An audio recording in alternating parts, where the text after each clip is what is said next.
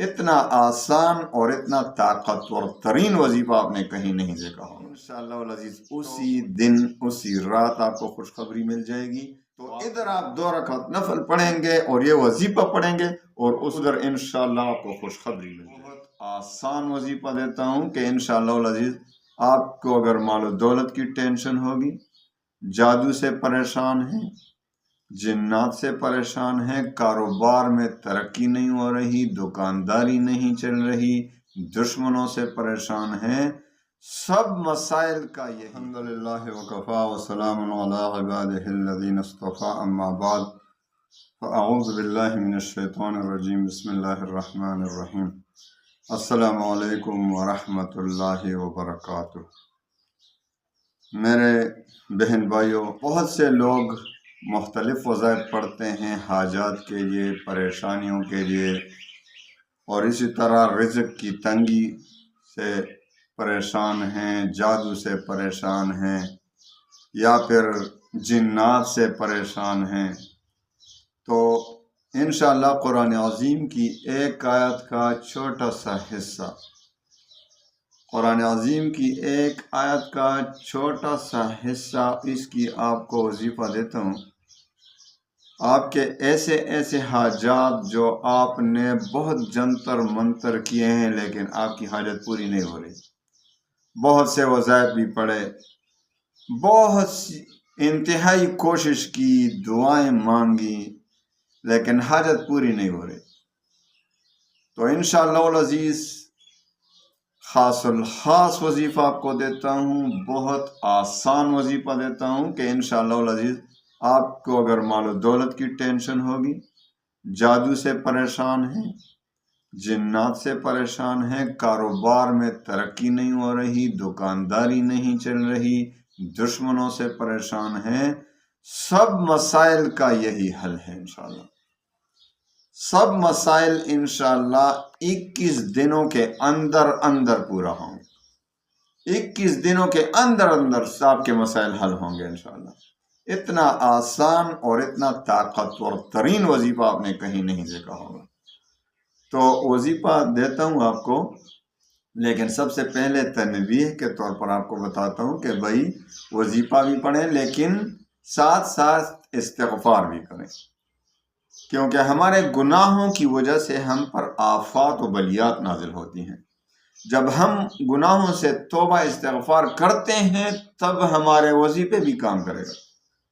دیکھو کسی کا معدہ خراب ہو، اس میں ہاضمے کی کمزوری ہو، وہ گھی بھی کھا لیتا ہے تو اس کو فائدہ نہیں ہوتا، کیونکہ اس کا ہاضمہ ہی خراب ہے۔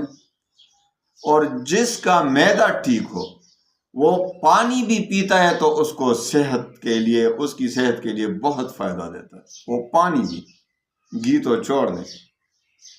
لیکن معدہ خراب ہو تو آپ جو بھی کھا لیں، دوائیاں کھاتے ہیں، بیمار معدہ خراب ہے، وہ برداشت نہیں کر رہا، آپ دودھ بھی پی رہے ہیں کہ اور اسی طرح طاقت کی دوائیاں، وٹامنز بھی کھا رہے ہیں، اور اسی طریقے سے سب کچھ کھا رہے ہیں لیکن فائدہ نہیں ہو رہا، کیونکہ آپ کے معدے میں ہضم کرنے کی، خوراک ہضم کرنے کی قوت نہیں ہے، تو پھر آپ کے سارے خوراک ضائع ہو جاتے ہیں۔ اسی طرح اپنے وظائف کو لے لیں، آپ کا معدہ خراب ہے، آپ کا عقیدہ خراب ہے، آپ حرام سے نہیں بچ رہے، گناہوں سے نہیں بچ رہے، تو وظیفے کیا کام کرے گا؟ 5 وقت کی نماز نہیں پڑھ رہے تو کس طرح وظیفہ بھائی کام کرے گا؟ تو سب سے پہلے اپنے ہاضمے کو ٹھیک کریں، مطلب اپنے گناہوں سے توبہ کریں، اپنے اللہ سے واسطہ بنائیں، صلح کر لیں، اور اس کے بعد آپ وظیفہ پڑھیں گے تو جس طرح وہ معدہ ٹھیک ہو تو پانی اثر کرتا ہے، اسی طرح وظیفہ پھر اثر کرے گا۔ اللہ کا جو نام بھی آپ لیں گے انشاءاللہ اللہ تعالیٰ آپ کی طرف توجہ فرمائے گا۔ تو وظیفہ دیتا ہوں، لیکن میرے وظائف کے لیے بس یہی 2 شرطیں ہیں کہ رزق حلال کی طلب کریں اور 5 وقت کی نماز پڑھیں، اور پھر دیکھیں کہ کس طرح وظیفہ اثر کرتا ہے۔ اور جو 5 وقت کی نماز نہیں پڑھتا اس کے لیے بالکل اجازت نہیں میرے وظائف پڑھنے کی، نہ وہ اثر کرے گا۔ لاکھ وظائف پڑھیں گے کچھ اثر نہیں ہوگا۔ اور جب 5 وقت کی نماز پڑھیں گے اور رزق حلال کی طلب کی کوشش کریں گے مکمل، تو انشاءاللہ العزیز آپ کا جو بھی وظیفہ ہوگا وہ کام کرے گا۔ تو اب وظیفہ دیتا ہوں، ادھر آپ وظیفہ کریں گے انشاءاللہ۔ میرا ایسا یقین ہے انشاءاللہ کہ پہلے ہی دن آپ کی حاجت پوری ہوگی۔ آپ نے صحیح ایمان و یقین کے ساتھ پڑھا تو ادھر آپ 2 رکعت نفل پڑھیں گے اور یہ وظیفہ پڑھیں گے، اور ادھر انشاءاللہ آپ کو خوشخبری مل جائے گی۔ لیکن پھر بھی آپ 21 دن تک کریں۔ اگر ایک دن میں نہ ہو، ہمارے اعمال میں کمزوری ہے، تو ایک دن میں نہ ہو تو دوسرے میں نہیں تو تیسرے، 21 دن تک کرنا ہی کرنا ہے جب تک مراد پوری نہ ہو۔ تو آپ بہتر یہ ہے کہ لیکن یہ وظیفہ تہجد کے وقت کرنا ہوگا۔ تہجد کی نماز ویسے ہی پڑھنا ہے۔ تہجد کی نماز جو پڑھتا ہے اس کی قبر میں بھی انشاءاللہ اندھیرا نہیں ہوگا۔ جو چاہے گا کہ میرے قبر میں اندھیرا نہ ہو، روشنی ہو، تو رات کی نماز، اندھیرے والی نماز یعنی تہجد کی نماز پڑھا کرے۔ یہ نہیں کہ اندھیرے میں پڑھے، روشنی میں پڑھے، لیکن رات کو کیا ہوتا ہے؟ اندھیرا ہوتا ہے نا۔ تو جو رات میں نماز کے لیے اٹھتا ہے اللہ تعالیٰ اس سے بہت خوش ہوتا ہے۔ سارے لوگ سو رہے ہیں غفلت میں، غفلت کے نیند سو رہے ہیں، اور یہ میرے لیے مصلی پر کھڑا ہے۔ اللہ اکبر۔ تو کتنی خوش قسمتی ہے اس شخص کی، اس عورت کی، اس مرد کی جو تہجد کی نماز پابندی کے ساتھ پڑھتے ہیں۔ تو وہی تہجد کی نماز کو اپنا لے، اس کو بالکل قضا نہ کرے، کوشش کریں۔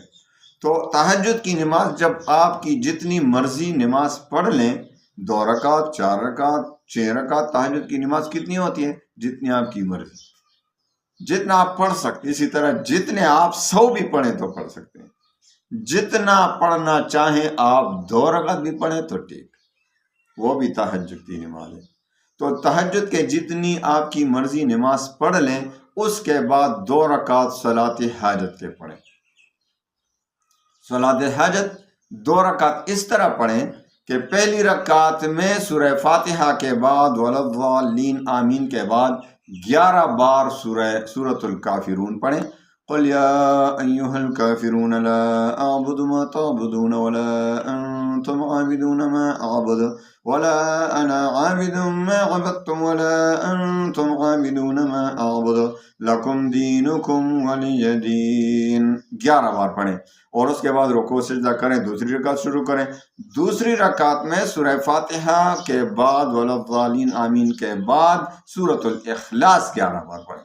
قل هو اللہ احد اللہ الصمد لم یلد ولم یولد ولم یکن له کفوا احد، 11 بار پڑھیں۔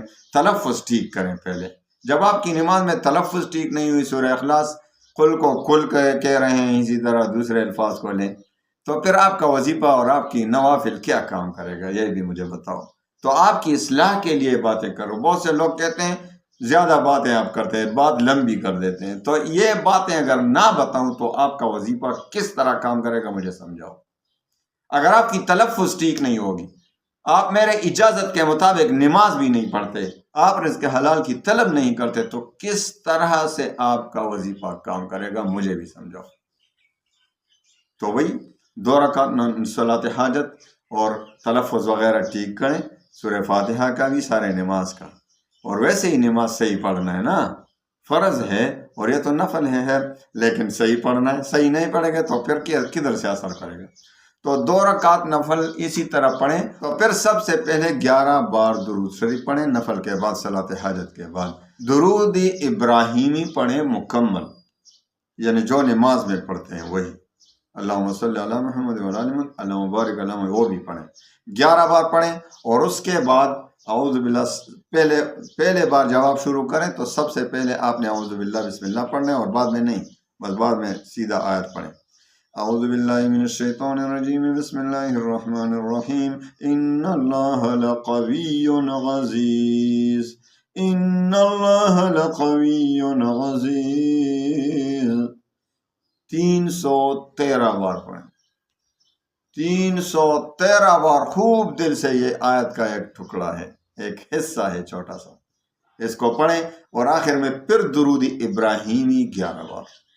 اور جب مکمل ہو جائیں خوب گڑ گڑا کر اللہ کے سامنے رو رو کر اپنی مقصد کو مانگیں، اپنی حاجت طلب کریں، حاجت طلب کریں، خوب دل سے گڑ گڑا کر عاجزی کے ساتھ ادب کے ساتھ رو رو کر مانگے، انشاءاللہ دیکھیں انشاءاللہ العزیز اسی دن اسی رات آپ کو خوشخبری مل جائے گی، خواب کے ذریعے یا کہ آپ کا کام ہونے والا ہے انشاءاللہ، یا کوئی بتا دے گا، آپ کا دل مطمئن ہو جائے گا۔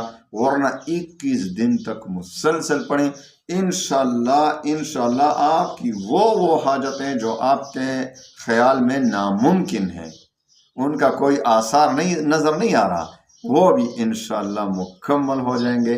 اس پر عمل کریں، میری اجازت ہے۔ ان 2 شرطوں کے ساتھ یاد رکھیں، ایک شرط جو ہے 5 وقت کی نماز کی پابندی، اور دوسری شرط وہ رزق حلال کی طلب، اور پھر وظیفے کا مزہ دیکھیں کہ وظیفہ کس طرح اثر کرتا ہے۔ اللہ تعالیٰ آپ سب کو خوش رکھے، تمام مسلمانوں کے غموم و ہموم کو خوشیوں میں بدل دے۔